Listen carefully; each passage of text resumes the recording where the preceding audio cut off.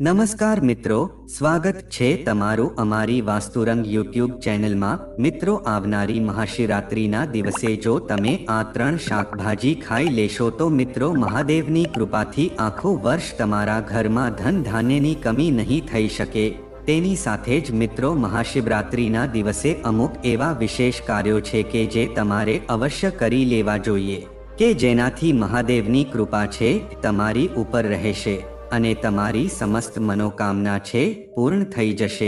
આથી જો મિત્રો તમે આ વિડીયોને એકવાર આખો જોઈ લેશો તો મિત્રો તમારો બેડો પાર થઈ જશે, કારણ કે મિત્રો આવનારી મહાશિવરાત્રિના દિવસે ઘણા એવા શુભ સંયોગો બની રહ્યા છે કે જે સમયમાં તમારે અમે તમને જે ઉપાય જણાવીએ છીએ એ ઉપાય તમારે અવશ્ય કરી લેવા જોઈએ કે જેથી કરીને તમને ઉત્તમ ફળની પ્રાપ્તિ થઈ શકે।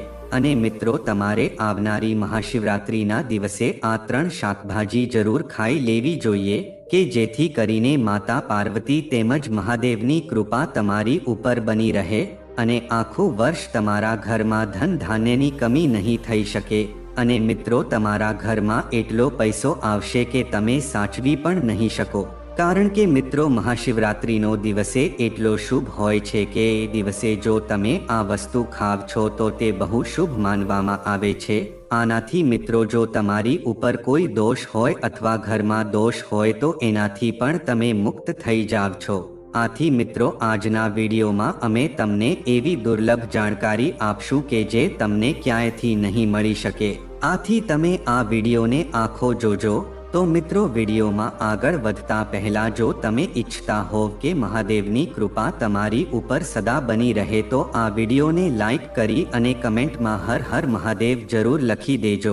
તો મિત્રો આ વિડીયોમાં અમે તમને એવા ઉપાયો પણ જણાવશું કે જે તમારે મહાશિવરાત્રિના દિવસે અવશ્ય કરી લેવા જોઈએ। આનાથી મિત્રો તમારી વર્ષો જૂની ભલે મનોકામના હોય તો એ અવશ્ય પૂર્ણ થઈ શકે છે। તેમજ મિત્રો મહાશિવરાત્રિના દિવસે તમારે શિવલિંગ ઉપર કઈ વસ્તુ અર્પણ કરવાની છે એ બધી જ વસ્તુ આપણે આજના વિડીયોમાં જાણીશું। તેમજ મિત્રો મહાશિવરાત્રિ ક્યારે મનાવવામાં આવશે અને મહાશિવરાત્રિના વ્રતમાં તમારે કઈ વસ્તુ ખાવી જોઈએ અને કઈ વસ્તુ ન ખાવી જોઈએ તેમજ પૂજાનો સમય કયો છે એ બધી જ વસ્તુઓની જાણકારી આપણે આજના આ વિડીયોમાં જાણશું। તો મિત્રો જે કોઈ પણ વ્યક્તિ મહાશિવરાત્રિનું વ્રત રાખે છે એ વ્યક્તિની સમસ્ત મનોકામના છે પૂર્ણ થઈ શકે છે। તેમજ મિત્રો આગળ આપણે જાણીશું કે મહાશિવરાત્રિના દિવસે તમારે કઈ વસ્તુ ખાવી જોઈએ અને કઈ વસ્તુ ન ખાવી જોઈએ। તેની સાથે જ મિત્રો આપણે જાણશું કે મહાશિવરાત્રિના દિવસે તમારે એવા કયા 3 શાકભાજી ખાઈ લેવા જોઈએ કે જેનાથી તમારી ઉપર મહાદેવની કૃપા છે એ વરસતી રહે। તેમજ મિત્રો અમે તમને આજના વિડીયોમાં એ પણ જણાવશું કે તમારે મહાશિવરાત્રિના દિવસે ભગવાન શિવને એવી કઈ શુભ વસ્તુ ચડાવવાની છે કે જેનાથી મિત્રો ભોળાનાથ છે તમારાથી જલ્દી જ પ્રસન્ન થઈ શકે છે અને તમને તમારી ઈચ્છા અનુસાર ફળ પ્રદાન કરી શકે છે।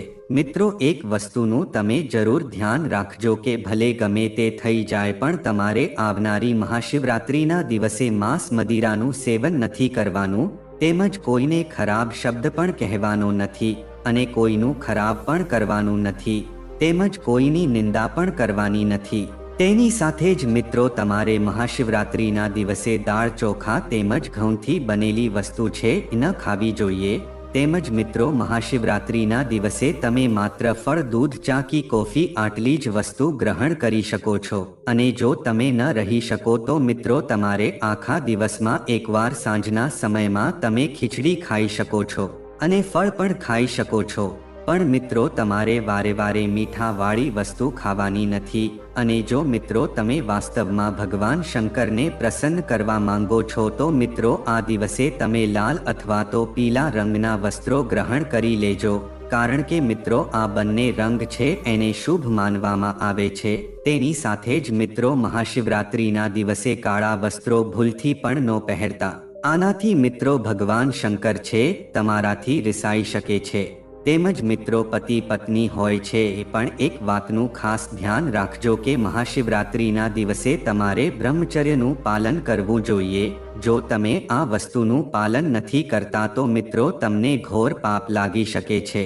કારણ કે મિત્રો જો તમે મહાશિવરાત્રિના દિવસે બ્રહ્મચર્યનું પાલન નથી કરતા તો મિત્રો મહાદેવ તેમજ માતા પાર્વતી છે એ ક્રોધિત થઈ શકે છે અને મિત્રો તમારે એ બંનેના ક્રોધનો સામનો કરવો પડી શકશે કે જેનાથી તમારે ઘણી બધી મુશ્કેલી સહન કરવી પડશે મિત્રો આ દિવસે જેટલું બની શકે એટલું તમારે દાન પુણ્યનું કાર્ય કરવું જોઈએ તેમજ મિત્રો મહાશિવરાત્રિનો આખો દિવસ તમારે દાન પુણ્યના કાર્યમાં જ વિતાવવો જોઈએ મિત્રો જો તમે હકીકતમાં ભગવાન શંકરને પ્રસન્ન કરવા માંગતા હોવ તો મિત્રો આ નાની નાની વસ્તુઓનું તમારે ધ્યાન જરૂર રાખવું જોઈએ તેમજ મિત્રો આ દિવસે તમારે કોઈનું ખરાબ વિચારવું ન જોઈએ અને કોઈનું ખરાબ કરવું પણ ન કરવું જોઈએ અને મિત્રો એક વસ્તુનું વિશેષ ધ્યાન રાખજો કે તમે આ દિવસે બિલકુલ પણ પાપ ન કરતા તો મિત્રો આવો હવે આપણે જાણીએ કે તમારે આવનારી મહાશિવરાત્રિના દિવસે એવી કઈ 3 વસ્તુ ખાઈ લેવી જોઈએ એટલે કે મિત્રો આમાં ફળ પણ આવી જાય છે અને શાકભાજી પણ આવી જાય છે અને સાથે એક મહત્વની વસ્તુ પણ આવી જાય છે કે જે તમારે આવનારી મહાશિવરાત્રિના દિવસે અવશ્ય ખાઈ લેવી જોઈએ કે જેનાથી મિત્રો ભગવાન શંકર તેમજ માતા પાર્વતીની કૃપા છે તમને અવશ્ય પ્રાપ્ત થઈ શકે છે અને જો મિત્રો તમે મહાશિવરાત્રિના દિવસે આ વસ્તુ ગ્રહણ કરી લેશો તો મિત્રો હકીકતમાં તમારો ભાગ્યોદય થઈ જાય છે અને જો તમારા ઘરમાં જેટલી પણ સમસ્યા હશે એ સમસ્યામાંથી તમે મુક્ત થઈ શકશો જો તમારા ઘરમાં ગરીબી તેમજ દરિદ્રતા હશે તો મિત્રો મહાશિવરાત્રિના દિવસે તમે આ વસ્તુ જરૂર ગ્રહણ કરી લેજો એટલે કે જો તમે આ વસ્તુનું સેવન મહાશિવરાત્રિના દિવસે કરશો તો મિત્રો મહાદેવની કૃપાથી તમારી બધી જ મનોકામના છે પૂર્ણ થવા લાગશે જો તમારા પરિવારના સભ્યોનો ધંધો સરખો નહીં ચાલતો હોય તો મિત્રો તમારે આ વસ્તુ અવશ્ય ગ્રહણ કરી લેવી જોઈએ કે જેનાથી તમારા ઘરના સભ્યોનો ધંધો છે એ સરખો ચાલવા લાગશે તેમજ મિત્રો ઘરમાં કોઈ દોષ જેવા કે વાસ્તુદોષ શનિદેવ મંગળદોષ હશે તો મિત્રો એનાથી પણ તમને મુક્તિ મળી શકે છે તો મિત્રો આવો હવે આપણે જાણીએ કે તમારી મહાશિવરાત્રિના દિવસે એવી કઈ વસ્તુ ગ્રહણ કરી લેવી જોઈએ એટલે કે મિત્રો તમારે કઈ વસ્તુનું સેવન કરવું જોઈએ તો મિત્રો વિડીયોમાં આગળ વધતા પહેલા જો તમે આ વિડીયોને એક લાઈક ન કરી હોય તો એક લાઈક જરૂર કરી દેજો અને આ ચેનલને પણ સબસ્ક્રાઇબ કરી દેજો કે જેથી કરીને આવા જ વિડીયો તમને દરરોજ મળતા રહે તો મિત્રો મહાશિવરાત્રિના દિવસે સૌપ્રથમ વસ્તુ એ છે કે મિત્રો તમારે દૂધીનું શાક અવશ્ય ખાવું જોઈએ જે લોકો વ્રત રહે છે તે લોકોએ વ્રતનું તો પાલન કરવું જ જોઈએ પણ જે લોકો વ્રત નથી રહેતા અને મહાદેવની કૃપા મેળવવા માંગે છે તો તે લોકોએ દૂધીનું શાક અવશ્ય ખાઈ લેવું જોઈએ કારણ કે મિત્રો દૂધી છે એ શુભ શાકભાજી માનવામાં આવે છે આથી તમારે દૂધીનું શાક અવશ્ય બનાવીને ખાવું જોઈએ તેની સાથે જ મિત્રો તમે ફ્લાવર તેમજ કોબીનું શાક પણ આ દિવસે ખાઈ શકો છો અને જો મિત્રો એક મહત્વની વસ્તુ એ છે કે તમે મહાશિવરાત્રિના દિવસે આજુબાજુમાં જો મંદિર હોય તો ત્યાં જઈને તમારે ભાંગ જરૂર પી લેવી જોઈએ મિત્રો આ ભાંગ છે એ મહાદેવને બહુ જ પ્રિય વસ્તુ છે મિત્રો જે કોઈ પણ વ્યક્તિ મહાશિવરાત્રિના દિવસે ભાંગને પ્રસાદના રૂપમાં ગ્રહણ કરે છે અને ભાંગને મંદિરથી ઘરે લાવીને ઘરના બધા જ સભ્યોને પ્રસાદના રૂપમાં આપે છે તો મિત્રો ઘરના બધા જ સભ્યોનું સ્વાસ્થ્ય છે એ સુધરી જાય છે જો ઘરનું સભ્ય કોઈ બહુ બીમાર રહેતું હોય તો મિત્રો આવનારી મહાશિવરાત્રિના દિવસે ભગવાન શંકરના મંદિરેથી ભાંગ લઈને તે વ્યક્તિને ભાંગ જરૂર પીવડાવી દેજો કે જેથી કરીને મહાદેવનો વાસ તમારા ઘરમાં થઈ શકશે અને મહાદેવની કૃપા છે અવશ્ય તમને મળી શકશે તેની સાથે જ મિત્રો જે લોકો આ દિવસે વ્રત રહે છે તો તેને ફળાહાર પણ કરવો જોઈએ તેમજ તમે આ દિવસે કેળા દ્રાક્ષ સફરજન જેવી વસ્તુઓનું સેવન કરી શકો છો મિત્રો આ વસ્તુ છે એ બહુ શુભ માનવામાં આવે છે જો તમે આ શુભ વસ્તુનું સેવન કરો છો તો મિત્રો માતા પાર્વતી તેમજ ભગવાન શંકરની કૃપા છે અવશ્ય તમને પ્રાપ્ત થઈ શકે છે તો મિત્રો હવે આપણે એક મહત્વની વસ્તુ વિશે વાત કરીએ કે મિત્રો જે લોકો મહાશિવરાત્રિના દિવસે ભગવાન શંકરની પૂજા કરે છે તો મિત્રો તે લોકોએ શિવલિંગ ઉપર આટલી વસ્તુ ક્યારે પણ અર્પણ ન કરવી જોઈએ અને જો તમે મહાશિવરાત્રિના દિવસે આ ભૂલ કરશો તો મિત્રો મહાદેવ છે તમારાથી ક્રોધિત થઈ શકે છે. તો મિત્રો આપણે જાણીએ કે તમારે શિવલિંગ ઉપર આ વસ્તુ છે એ ક્યારે પણ અર્પણ ન કરવી જોઈએ. તો મિત્રો સૌપ્રથમ વસ્તુ છે તુલસીના પાન આવે છે. તો મિત્રો તમારી શિવલિંગ ઉપર ક્યારે પણ તુલસીના પાન અર્પણ ન કરવા જોઈએ. તેની સાથે જ મિત્રો તમારે એક વાત હંમેશા યાદ રાખવી જોઈએ કે જ્યારે પણ તમે ભગવાન શંકરને ભોગ લગાવો તો તેમાં તમારે ક્યારે પણ તુલસીના પાનનો ઉપયોગ કરવો ન જોઈએ. મિત્રો પૌરાણિક કથા અનુસાર તુલસી માતા છે એ લક્ષ્મી માતાનું સ્વરૂપ મનાય છે અને મિત્રો લક્ષ્મી માતા છે એ ભગવાન વિષ્ણુની પત્ની મનાય છે. આટલા માટે મિત્રો તુલસીના પાનનો ઉપયોગ છે એ માત્ર ભગવાન વિષ્ણુની પૂજા અર્ચના માટે જ કરવામાં આવે છે. આથી તમારે શિવલિંગ ઉપર તુલસીના પાન અર્પણ ન કરવા જોઈએ. મિત્રો શાસ્ત્રોમાં પણ તુલસીના પાન શિવલિંગ ઉપર અર્પણ કરવાની મનાઈ ફરમાવવામાં આવે છે. અને જો મિત્રો તમે આ ભૂલ કરશો તો મિત્રો ભગવાન શંકરના ક્રોધનો સામનો તમારે કરવો પડશે. તો મિત્રો આ બીજી વસ્તુ છે કે જેનો ઉપયોગ તમારે ભગવાન શંકરની પૂજા અર્ચનામાં બિલકુલ ન કરવો જોઈએ. એટલે કે મિત્રો આ વસ્તુ પણ તમારે શિવલિંગ ઉપર અર્પણ ન કરવી જોઈએ. તો મિત્રો આ વસ્તુ છે એ સિંદૂર છે. મિત્રો આ સિંદૂર છે એક સ્ત્રીના શૃંગારનો સામાન માનવામાં આવે છે. મિત્રો આ સિંદૂર છે એ બધા જ દેવી માતાને તો અર્પણ કરવામાં આવે છે, પણ મિત્રો ભગવાન શિવ છે એ વૈરાગી છે, તેમ જ તે મહાકાલ છે. આટલા માટે મિત્રો ભગવાન શંકરને આપણે સિંદૂર ચઢાવવાની ભૂલ ક્યારે પણ ન કરવી જોઈએ. તેની સાથે જ મિત્રો આપણે હવે જાણીએ કે તમારે આ દિવસે કયા વસ્ત્રો પહેરવા જોઈએ. તો મિત્રો તમે મહાશિવરાત્રિના દિવસે ભગવા રંગના વસ્ત્રો પણ પહેરી શકો છો. મિત્રો આ ભગવો રંગ છે એ ભગવાન શિવને બહુ જ પસંદ હોય છે. આનાથી મહાદેવ છે એ તમારાથી જલ્દી જ પ્રસન્ન થઈ શકે છે. તેની સાથે જ તમારે એક વસ્તુનું ખાસ ધ્યાન રાખવું કે મહાશિવરાત્રિના દિવસે તમારે ભૂલથી પણ કાળા વસ્ત્રો પહેરવાના જોઈએ. મિત્રો જો તમારી પાસે ભગવા રંગના વસ્ત્રો ન હોય તો તમે લાલ રંગના તેમજ પીળા રંગના વસ્ત્રો અવશ્ય પહેરી શકો છો. પણ મિત્રો તમારે ભૂલથી પણ કાળા રંગનો ઉપયોગ કરવાનો નથી, કારણ કે મિત્રો કાળો રંગ છે અશુભતાનું પ્રતીક મનાય છે. તેની સાથે જ મિત્રો તમે જે કોઈ પણ મંદિરમાં દર્શન કરવા જાઓ છો તો તમારે ક્યારે પણ કાળા વસ્ત્રો પહેરીને ન જવું જોઈએ. મિત્રો હવે બીજી વસ્તુ છે એ હળદર આવે છે. તો મિત્રો બધા જ દેવી દેવતાઓની પૂજામાં હળદરનો ઉપયોગ આપણે કરીએ છીએ, પણ મિત્રો આપણા પ્રાચીન ગ્રંથોમાં એવું કહેવામાં આવે છે કે આપણે ભગવાન શિવને હળદર ક્યારે પણ ચડાવી ન જોઈએ.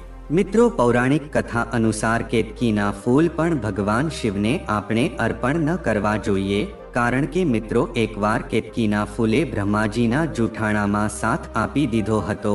તો મિત્રો આ વાત ઉપર ભગવાન શિવે ક્રોધમાં આવીને કેતકીના ફૂલને શ્રાપ આપ્યો હતો. આટલા માટે મિત્રો કેતકીના ફૂલ છે એ ભગવાન શિવને ક્યારે પણ અર્પણ ન કરવા જોઈએ. તો મિત્રો હવે આપણે વાત કરીએ નારિયેળની. તો મિત્રો પ્રાચીન કાળની કથા અનુસાર આપણે નારિયેળ તેમજ નારિયેળનું પાણી છે એને ક્યારે પણ આપણે શિવલિંગ ઉપર અર્પણ ન કરવું જોઈએ, કારણ કે મિત્રો આ વસ્તુ શુભ માનવામાં આવતું નથી. તેની સાથે જ મિત્રો તમે જ્યારે પણ શિવલિંગનું અભિષેક કરો છો તો મિત્રો તમારે ભૂલથી પણ શંખથી શિવલિંગનો અભિષેક ન કરવો જોઈએ. મિત્રો આ વસ્તુ બહુ અશુભ મનાય છે અને આનાથી મિત્રો ભગવાન શિવ છે ક્રોધિત પણ થઈ શકે છે, કારણ કે મિત્રો પૌરાણિક માન્યતા અનુસાર ભગવાન શિવે શંખચૂર નામના રાક્ષસનો વધ કર્યો હતો. આથી મિત્રો ભગવાન શિવને ક્યારે પણ શંખથી તેનો અભિષેક કરવામાં આવતો નથી. આથી મિત્રો શંખનો ઉપયોગ છે એ માત્ર વિષ્ણુ ભગવાનની પૂજા અર્ચનામાં જ શંખનો ઉપયોગ કરવામાં આવે છે.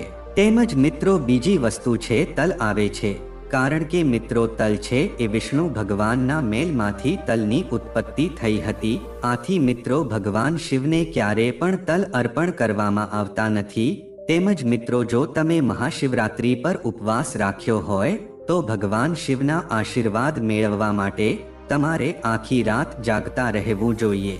અને શિવ પુરાણ, શિવ સહસ્ત્રનામ અથવા શિવ વિવાહની કથાનો પાઠ કરવો જોઈએ. આમ કરવાથી ભોલેનાથ તેમને સમૃદ્ધિનો આશીર્વાદ આપે છે. તેમજ મિત્રો, મહાશિવરાત્રિના દિવસે ઘરની પૂર્વ કે ઉત્તર પશ્ચિમ દિશામાં વેલાનું ઝાડ વાવો અને તેને બાળી નાખો. આમ કરવાથી ઘરના વાસ્તુ દોષ ઓછા થાય છે અને ભગવાન શિવ પ્રસન્ન થાય છે.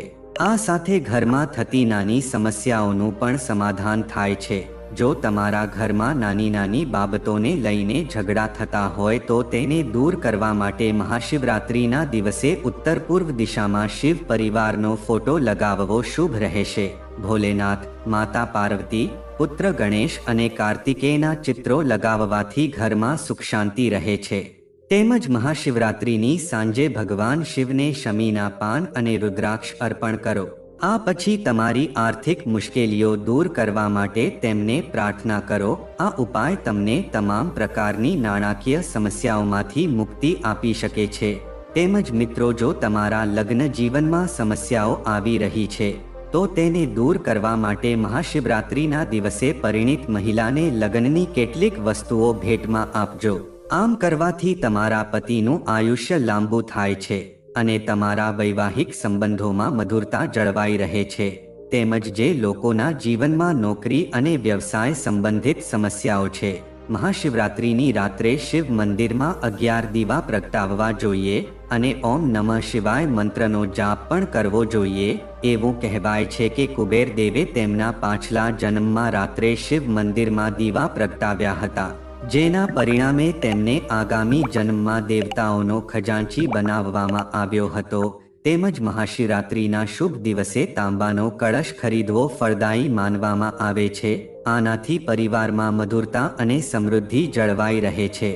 તેમજ મહાશિવરાત્રિના દિવસે તાંબાના વાસણમાંથી શિવલિંગ પર મહાદેવનો જલાભિષેક કરવો શુભ માનવામાં આવે છે. તેમજ લોકો મહાશિવરાત્રિના દિવસને શુભ મુહૂર્ત માને છે.